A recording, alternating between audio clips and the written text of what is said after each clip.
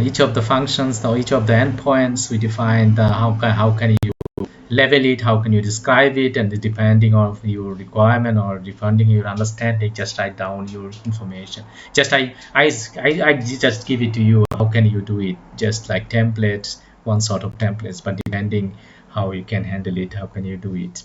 So you see the service definition, we put it like all get user registrations and get the information, the description of the file of the service, and some and summary, and then description of the file that you show into the here list of user registration objects. You see the list of user update using existing resource, view of existing of available register user, and so on so forth. That's depending how we can handle it, those things. So then we call user registration controller, user role controller, a little bit more. This is exactly the same thing. We define the REST controller, request mappings, API, user roles, and then tags. Just have like the same thing, the different names, so different tag labeling, and then so on so forth. That's up to you. But it's like you can also model it like simply copy paste and then do so on so forth. Controller and get all the user registrations, maybe yeah. So we can put it like that, all the user registration, register, user role, user role. So register user role. So that's you can define how much you can, how can you do, just depending how it needs to be done, how it needs to be handled. That's you can write down your descriptions, and even though each of the parameters you can also write down. And that's what I am starting here. So that's I already some part of it started, like in here the one of the update function maybe here. So you see the update function, how can somebody update your existing user registration user and tag it OpenAPI API. Just those are new into the OpenAPI Swagger UI or OpenAPI specification. Just Google it and use it, those informations. It's a little bit different. And then the overloaded or overwriting functions, there is a lot of functions there with the Swagger 2 and then OpenAPI 3 specification. There is a different. So after the definition of the configuration of the OpenAPI config, and then you inject the values that you define there, and then build your controllers. And then when the controller definition is done, then we will go to the configurations, and then we will build the versions. So let's go back to the configuration. How can do the application.yml file as like the standard Spring Boot application coming with the standard application.properties files or application.yml file. So we using the application.yml file. This case, they're very straightforward. This is the two level of information that we need. You can put it like this way also. We have Spring and profiles. We are running the application development production environment, because we will end of the day we will change this override. This is the placeholder, because if it does, this value is not set into the environmental variables this here, then it will be changed. It will take the default value in the production develop environment. It will install the application, run the application develop environment.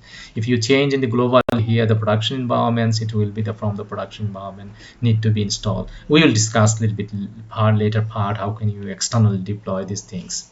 So you got the idea how can you mean how I mean what I mean.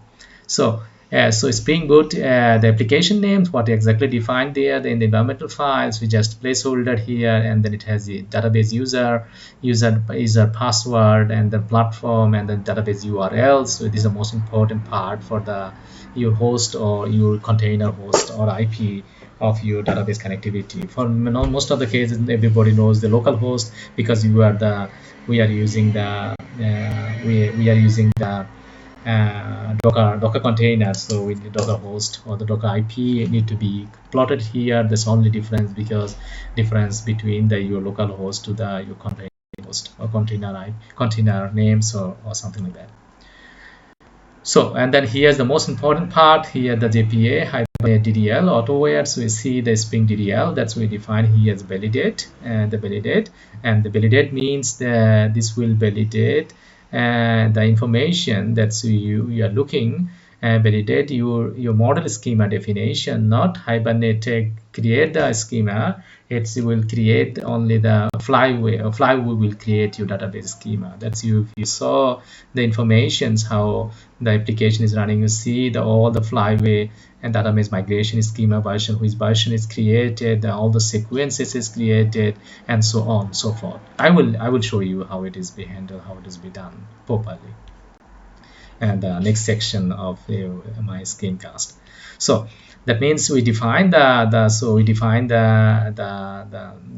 validation. That means your model need to be checked with the Flyway database migration, which migration you, if it doesn't match, it will throw the exceptions. So you need to be check your models and against your script models. That's really professional checkups how it is the models, and also very against your SQL scripts.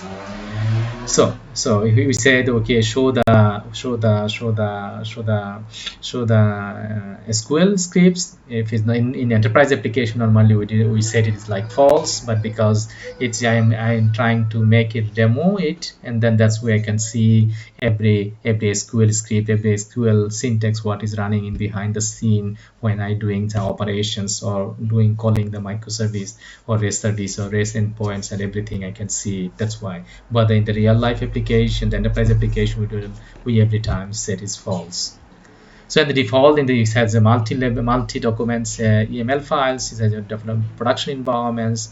That's I said, depending on the which environment you set up. If you set a production environment, it will take over the configuration from the production environment. So depending where you can set, how many environment, test environment, production environment, release environments, development environments, doesn't matter where it need to be. You just simply change these flags, and it's the application automatically install those environment with the information that you have it here. So like where you try to install the application, maybe which cloud core, maybe USA or Canada, just you say change the IP address and which port is free and which version you try to install, and as it is, and change the database version number, host names, and so on. So this is the global, the professional settings. How can you install your application in the cloud for how many thousands of machines, doesn't matter. Just the installation team or it is responsible to handle the only change this that's values, and this application automatically install the how many machine, doesn't matter.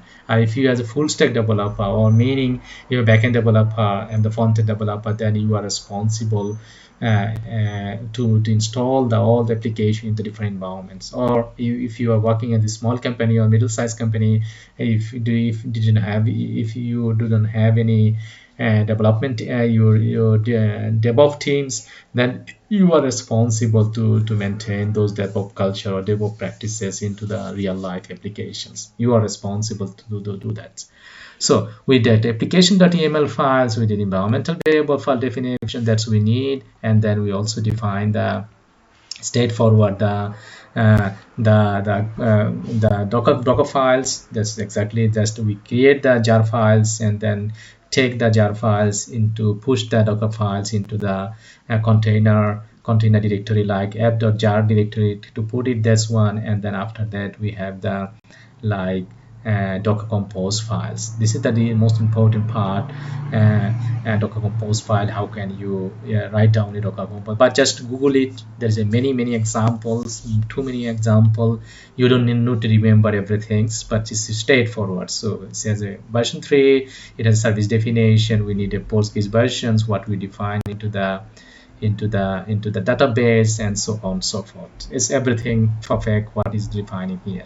Let's continue to how can you externally do the deployment process to after creating the jar file. How can you externally do it?